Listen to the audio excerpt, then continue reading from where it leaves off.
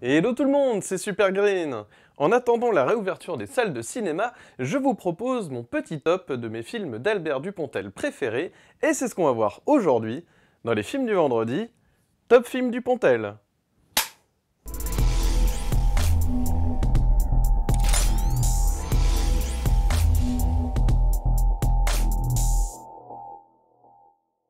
Salut à tous et bienvenue dans les films de vendredi. Aujourd'hui, j'ai le plaisir de vous proposer mon top de mes films d'Albert Dupontel préférés en tant que réalisateur, je précise. Et oui, vous avez été nombreux à regarder ma critique d'Adieu les cons, que vous pouvez retrouver juste ici sur ma chaîne. Et pour vous remercier, donc je voulais vous partager mes films d'Albert Dupontel préférés, voilà.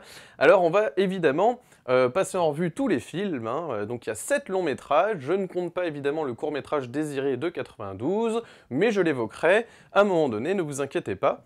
Donc je vous propose qu'on commence tout de suite.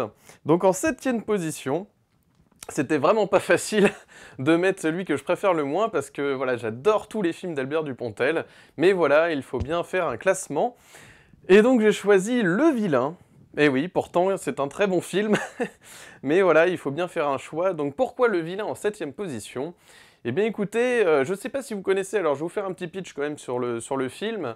Donc pour rappel, hein, voilà, c'est l'histoire donc d'un voyou qui se fait courser par la police et qui vient se réfugier chez sa mère pendant quelques jours pour pouvoir éviter donc justement donc les policiers. Et donc voilà, il y a une relation un peu compliquée avec la mère qui va s'installer évidemment.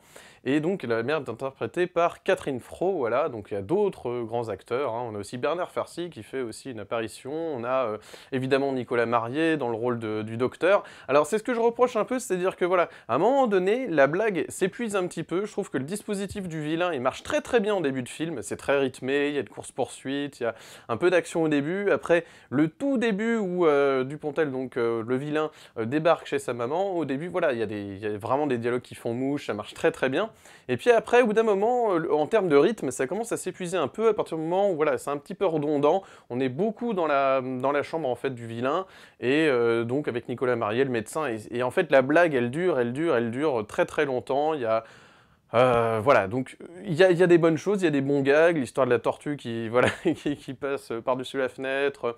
Évidemment, on a aussi l'histoire, la fameuse scène du thé qui est complètement folle. Voilà, donc je vais pas vous raconter, mais voilà, pour pas vous spoiler évidemment. Mais voilà, je trouve qu'à un moment donné, comment dirais-je, je trouve qu'il y a un peu, il y a pas, il y a une idée qui s'étire un peu sur 1 h 30, même un peu moins d'1 h 30, hein, les films de Dupontel sont relativement courts en règle générale, mais voilà, ça a tendance quand même à s'épuiser. C'est un petit peu dommage parce que j'adore la cinématographie de ce film, je la trouve magnifique. C'est à partir du vilain d'ailleurs, je trouve qu'il a commencé, Dupontel, à avoir cette image qu'on retrouve dans 9 mois ferme, Adieu les cons. Voilà, vraiment ces comédies avec une image lisse, quelque chose d'assez sobre, d'assez lumineux quelque part, avec des belles couleurs, etc. Donc voilà, c'est un peu dommage parce que je trouve que c'est une très bonne idée qu'a eu Dupontel, justement, encore une fois, de parler de ces marginaux, de ces voyous, etc., de montrer un peu la complexité des personnages, que voilà, c'est pas tout blanc, tout noir, etc. Donc c'est vraiment des choses qu'il arrive très bien à faire, mais voilà, pour moi, ça s'épuise un peu, et c'est vraiment dommage. Bon, toujours est-il que, voilà, je passe à la 6e place. Enfermé dehors, voilà, j'ai choisi Enfermé dehors, qui est pourtant un très très bon Dupontel, hein, ça fait partie de voilà, dans ses 3 premiers films avec Bernie le créateur et Enfermé dehors, ça fait vraiment partie, j'ai envie de dire, de un peu sa trilogie de films bruts, entre guillemets, qu'il a commencé à faire, hein, quand il a commencé à faire des films, hein, tout bêtement, et après voilà, il s'est un petit peu peut-être assagi au fur et à mesure des années, voilà, je trouve, pas forcément sur les sujets qu'il traite, hein, mais vraiment en termes de mise en scène et d'image, et c'est vrai que voilà, Enfermé dehors, je trouve que c'est un très très bon Dupontel, mais je trouve que, voilà, comment dirais-je? En fait, ce qui est un peu embêtant avec Enfermé dehors, c'est que, pareil, il y a un dispositif, alors il s'épuise beaucoup moins parce que le scénario est beaucoup mieux, il y a beaucoup plus de couches en fait, il n'y a pas une seule idée, c'est pas juste un SDF qui trouve un uniforme de policier et qui va vivre des aventures, etc. C'est pas juste ça, en fait. Il y a d'autres choses, voilà, il va tenter de récupérer donc le bébé de Claude Perron, voilà, il y a un discours aussi sur le côté un peu politique, etc. Il y a beaucoup de sous-couches, ça parle de beaucoup de thèmes, en fait, tandis que voilà, c'est pour ça que je le préfère quand même au vilain, malgré tout, même si je préfère la cinématographie du vilain, je préfère quand même le scénario d'Enfermé dehors, donc c'est pour ça que je l'ai mis à la 6e position. Voilà, écoutez, je vous le recommande quand même, évidemment, ça fait partie des classiques de Dupontel, voilà. Mais voilà, il se trouve que Dupontel a proposé de nouveaux films, hein, au cours des années, donc forcément, il a commencé à dégringoler un petit peu dans mon classement, parce que je trouve que les derniers films de Dupontel sont aussi très très bons, donc voilà. 5e position, 9 mois ferme, et oui, pareil, hein, c'est un petit peu bas dans le classement, mais enfin voilà, quand on a un top 7, finalement, c'est pas si déconnant. Donc 9 mois ferme, voilà, qui était un peu plus haut dans mon classement avant, mais qui a un petit peu dégringolé, voilà, notamment pour Adieu les cons, vous en doutez. Mais voilà, je trouve que 9 mois ferme, c'est un très très bon film, il y a de très très bons dialogues, c'est toujours pareil, voilà, c'est ce côté décalé avec cette juge qui va copuler avec un voyou parce qu'elle a trop picolé à une soirée au palais de justice. Voilà, ça c'est clairement, le pitch est vraiment formidable, et derrière, évidemment, il y a plein de choses sur la justice, plein de jeux avec l'avocat bègue, hein, Nicolas Marié, toujours le comic relief qui marche très très bien. Mais voilà, c'est pareil, je trouve qu'à un moment donné, le huis clos commence à être un petit peu éprouvant parfois, mais voilà, c'est juste comment dire, c'est juste une question de rythme, mais c'est beaucoup plus abouti que le vilain, je trouve, c'est beaucoup plus abouti que le vilain. Donc vraiment, 9 mois ferme, non, ça fait vraiment partie de mes coups de cœur, et puis c'est pas... Voilà, et en toute objectivité, j'essaye de faire, mais évidemment, c'est pas facile, parce que j'avais eu l'occasion, en plus, de faire de la figuration dessus, donc voilà, forcément, ça fait partie de ma petite Madeleine à moi, mais c'est très personnel. Mais au-delà de ça, je trouve que c'est vraiment un bon film, et voilà, même si, voilà, ça fait partie de... C'est à partir de ce film-là, en fait, que Dupontel a été accepté, on va dire, par un petit peu tout le monde, hein. Au début, c'était un peu le vilain petit canard dans la sphère cinématographique, et puis maintenant, à partir de ce film-là, on a reconnu son talent, donc c'est ça que je trouve un peu dommage, c'est que, comme par hasard, à partir du moment où on fait un film un peu plus lisse, un peu plus accessible, voilà, un peu moins trash, et ben d'un seul coup, voilà, vous avez donc ce phénomène de... Voilà, c'est beaucoup plus populaire, c'est beaucoup plus accepté par les masses, etc. Voilà, c'est pas pour dire que ça sent bourgeoise, mais voilà. Mais c'est un très très bon film. Donc non, vraiment, c'est un coup de cœur aussi pour 9 mois ferme. Je passe à la 4e position, et là, vraiment, voilà, on commence à rentrer dans vraiment mes préférés de Dupontel. Adieu les cons, voilà, adieu les cons, vraiment, bah voilà, c'est ce qui m'a donné envie donc de faire cette vidéo aujourd'hui. Je vois que vous avez été nombreux à la regarder, à la liker, voilà, à commenter. Vraiment, merci à tous, hein, pour cette vidéo donc d'Adieu les cons. Voilà, donc vraiment, cette histoire de Sustrapet, donc cette jeune femme, hein, de 40 ans à peu près, qui donc va essayer de retrouver donc son enfant qui était né sous X, et qu'elle a pas pu s'en occuper, et donc à peu près 30 ans après, elle essaie de le retrouver. C'est quelque chose de très bouleversant, contrairement à 9 mois ferme. Alors, le truc, c'est que c'est exactement... Moi, c'est mon ressenti, mais on est vraiment exactement dans la même structure que 9 mois ferme, hein. C'est écrit de la même manière, il y a exactement, vraiment, en termes de structure, on est vraiment sur le même type de scénario. Mais ce que je trouve plus abouti dans Adieu les cons, c'est déjà qu'il y a moins de... Comment dirais-je? Ça respire un peu plus, il y a un peu plus d'action, il y a un peu plus d'aventure, quelque part, hein, même jusqu'au final, qui est très très réussi, le final. Ouais, j'adore la fin de ce film. Elle est très très soignée. Et vraiment, voilà, il y a beaucoup plus d'émotions. En fait, c'est moins gaguesque comme 9 mois ferme, où on est un peu moins dans l'émotion et finalement plus dans le rire. Et ici, vraiment, je trouve que voilà, le dramatique prend beaucoup plus le dessus à l'issue du film. Et c'est ça que j'aime beaucoup, c'est qu'il y a une poésie terrible à la fin du film. C'est grandiose, et vraiment, voilà, j'adore Adieu les cons. Et pourtant, voilà, Dieu sait que c'est quand même pas le film le plus brut de Dupontel, voilà, pour les puristes, hein, justement, hein, c'est aussi pour ça qu'il est en 4e position, évidemment, je vous rassure. Mais voilà, ça fait partie des Dupontel récents que je préfère. Voilà, parmi ces films récents, évidemment, excepté, hein, je mets de côté Au revoir là-haut, qui est un film particulier, voilà, qui ne fait pas partie du cadre de ces comédies voilà, habituelles. Donc vraiment, voilà, non, parmi ces comédies, vous voyez, parmi tous ces films confondus, Adieu les cons, voilà, vraiment mérite la 4e place de mon classement, en tout cas, pour moi, vraiment, j'ai beaucoup aimé. Je passe maintenant à la troisième position. Alors là, voilà, on va rentrer donc dans le podium, hein, sur voilà, le podium, les trois premières places les plus prestigieuses, hein, voilà. Enfin bon, ce n'est que mon avis. Donc, Au revoir là-haut, oui, je le mets en troisième position. Et pourquoi, vous allez me dire, mais voilà. C'est un film absolument somptueux. On a commencé, c'est à partir de ce moment, voilà, avec 9 mois ferme, on a commencé à faire confiance à Dupontel voilà, sur cette adaptation pardon, de Pierre Lemaitre, hein, le prix Goncourt 2013, donc Au revoir là-haut, sur des vétérans de la Première Guerre mondiale. C'est absolument...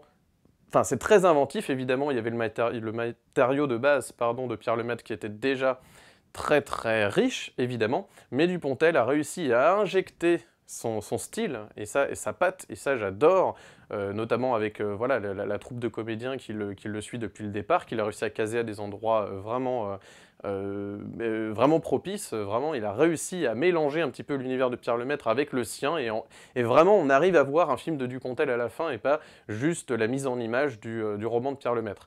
Donc c'est très très bien fait, les masques sont magnifiques, il me semble que c'est aussi Mimi Lempicka hein, qui le suit pour les costumes depuis le départ, et puis vraiment voilà, les masques sont absolument somptueux. Nahuel Pérez Biscayer est vraiment formidable, hein, il était dans 120 battements par minute, pardon, et qui était vraiment très très fort, très très bon déjà. Nils Arestrup aussi, enfin voilà, il y a toute une flopée d'acteurs formidables, et voilà, je trouve que, et même Dupontel, hein, qui avait choisi Bully Lenners à la base et qui n'était pas disponible et qui a dû donc se prêter au rôle d'Albert Maillard, voilà, il arrive vraiment à... Pour moi, enfin, j'avais du mal à imaginer Bully Lenners en fait dans ce rôle-là, donc c'était pas plus mal, je trouve, que Dupontel le fasse. Voilà, donc non, je pense qu'il a eu raison, ça lui sied bien, voilà, donc vraiment j'ai été touché par cette histoire, vraiment. Et je trouve que, voilà, par rapport à l'image, par rapport à la proposition de cinéma, c'est quand même un film très très fort. Alors évidemment, il y a quand même plus de budget, mais c'est pas la seule raison, c'est vraiment qu'il a réussi vraiment à faire un grand film. Donc je pense qu'on sera tous d'accord pour dire que Au revoir là-haut était un très très bon film, voilà. Très très belle proposition de Dupontel. Alors maintenant, on va passer sur mes deux préférés, oui, parce que malgré tout, je disais que voilà, comment dirais-je, je suis quand même assez puriste de Dupontel, voilà, faut pas blaguer avec ça, il y a quand même, depuis le départ, il y avait toute la substance, hein, toute la folie de Dupontel qui était là. Donc c'était très très dur de choisir entre les deux, hein, vous me voyez venir, les deux qui restent, c'était très très dur, mais vraiment très très dur, parce que les deux sont vraiment formidables, mais au même niveau. J'ai quand même dû choisir, c'est même terrible en fait, je sais même pas, je pourrais très bien les intervertir, il n'y a aucun problème, mais bon voilà, c'est quasiment, ils sont sur la même place pour moi.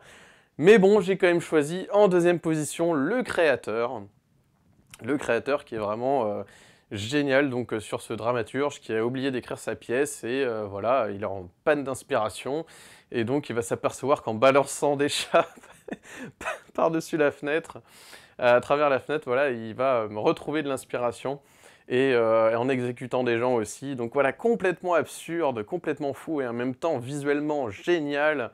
Très bonne utilisation de Terry Jones aussi dans le rôle de Dieu, des caméos, voilà, des dialogues mais complètement absurdes, complètement fous, et moi j'adore l'image aussi. Il y a des filtres parfois bleus, rouges, des trucs un peu zarbes, parce qu'on est dans des séquences de rêves, de cauchemars parfois.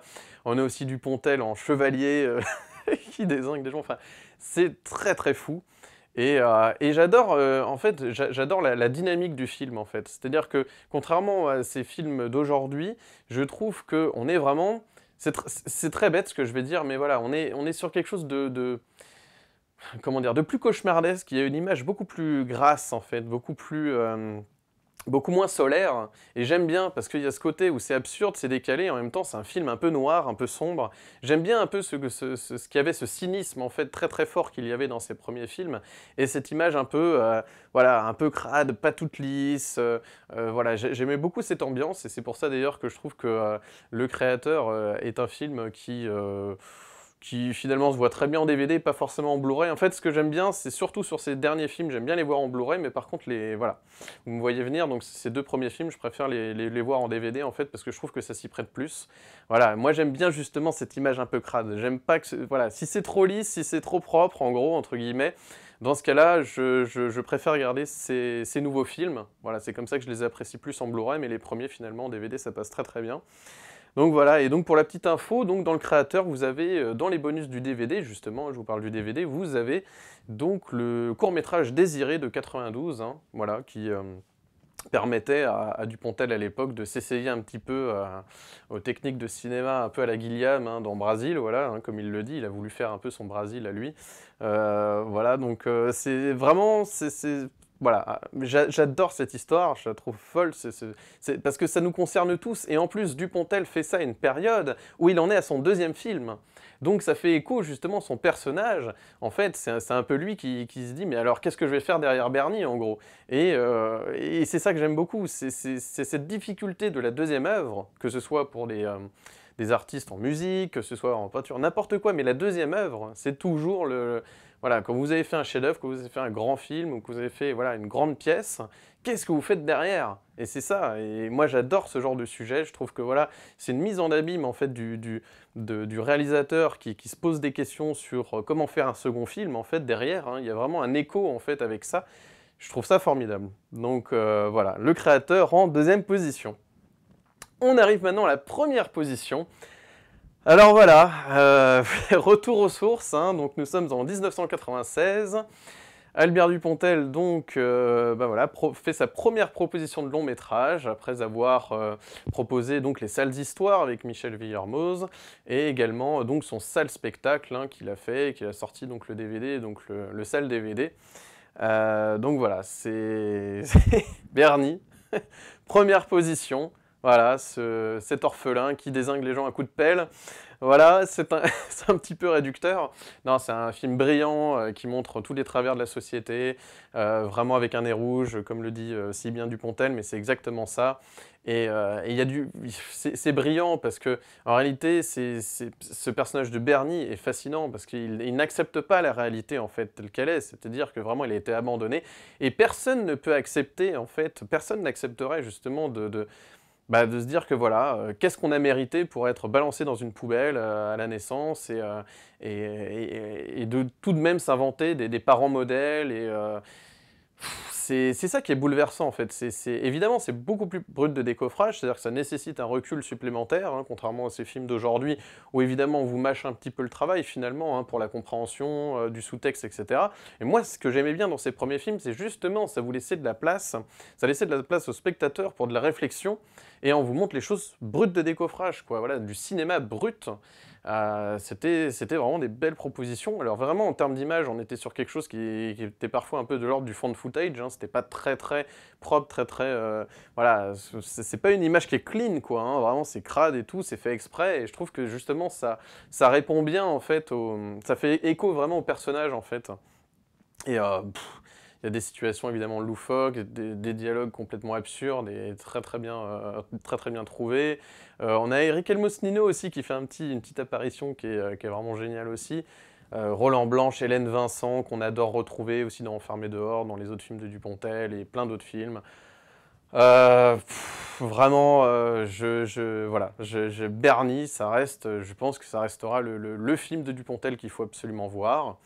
Même si le créateur, je tiens à le préciser quand même, le créateur est formidable aussi. J'ai envie de les mettre sur à la même place. C'était très dur, hein. J'ai failli mettre le créateur en première position, mais je pars du principe que déjà dans Bernie, il y a toute la proposition en fait du cinéma de Dupontel, sauf que voilà, au fil des années, il va un peu répéter le même film comme il le dit lui-même, hein, parce que c'est des lubies, des obsessions d'artistes. Mais voilà, il y a déjà tout Dupontel dans son premier film, hein. Voilà, donc vous voyez, même sans dévoiler la fin d'Adieu les cons, mais voilà, il y a des échos en fait à tous ces films dans Adieu les cons, dans 9 mois ferme, voilà, souvent il fait écho finalement à ces films précédents. Donc c'est pour ça, pour moi, je ne peux pas faire autrement que de mettre Bernie en première position. Vraiment, il y a toute la substance, c'est du 100% Dupontel. Vous avez toute la matière qui était là depuis le début. Et c'est ça qui me fait rire un petit peu quelque part, parce que Dupontel a mis beaucoup de temps, en fait, à être accepté dans cette sphère cinématographique, et dès le départ, son génie était là, en fait. Mais c'est comme s'il a fallu des années pour reconnaître le génie de Dupontel. Alors, en tant qu'acteur, il s'en était bien sorti, parce qu'il y avait 2 jours à tuer, par exemple, des films comme ça, où il avait beaucoup de place, et puis on reconnaissait son génie. Mais dans ses propres films, voilà, c'était plus compliqué, voilà. Et puis les producteurs étaient frileux, voilà, mettre un copec sur, voilà, un orphelin qui dézingue des gens à coups de pelle, c'était compliqué. Donc voilà, donc franchement, voilà, voilà, Bernie, vraiment, voyez-le. Tout était là depuis le début, hein, voilà, voilà. Écoutez, n'hésitez pas à me faire part de votre, voilà, de votre classement, votre propre classement des films de Dupontel. Dites-moi si vous trouvez mon classement déconnant ou pas. Je rappelle tout de même que j'adore tous les films de Dupontel, hein, voilà, non, vraiment sans exception. Donc non, il n'y a vraiment eu aucun ratage vraiment dans sa proposition de film, j'ai toujours adoré. Donc voilà. Voilà mon classement donc des 7 films, ces 7 longs métrages d'Albert Dupontel. N'hésitez pas donc à voir tous ces films, je vous encourage vivement à les regarder, et pourquoi pas donc profiter du confinement pour vous faire des petites séances de rattrapage. Si vous avez aimé cette vidéo, n'hésitez pas à mettre un pouce bleu, de vous abonner, d'activer la cloche pour ne manquer aucune de mes nouvelles vidéos. La semaine prochaine, je devrais vous parler des origines des Wachowski. Voilà, j'aimerais beaucoup revenir sur la genèse, les débuts des Wachowski au cinéma, en attendant évidemment hein, le Matrix 4 qui est en train de se tourner actuellement. Voilà, donc dites-moi entre-temps si ça vous plaît ou pas, parce que voilà, j'ai plusieurs idées donc en cette période de confinement. Mais voilà, j'aimerais bien revenir sur les origines des Wachowski, je trouve ça intéressant. Donc voilà, écoutez, n'hésitez pas à me mettre en commentaire vos classements de vos films de Dupontel préférés. En attendant, moi je vous souhaite un excellent vendredi, un excellent week-end, et d'ici la semaine prochaine, comme toujours, n'oubliez pas, prenez les films pour ce qu'ils sont. Allez, ciao!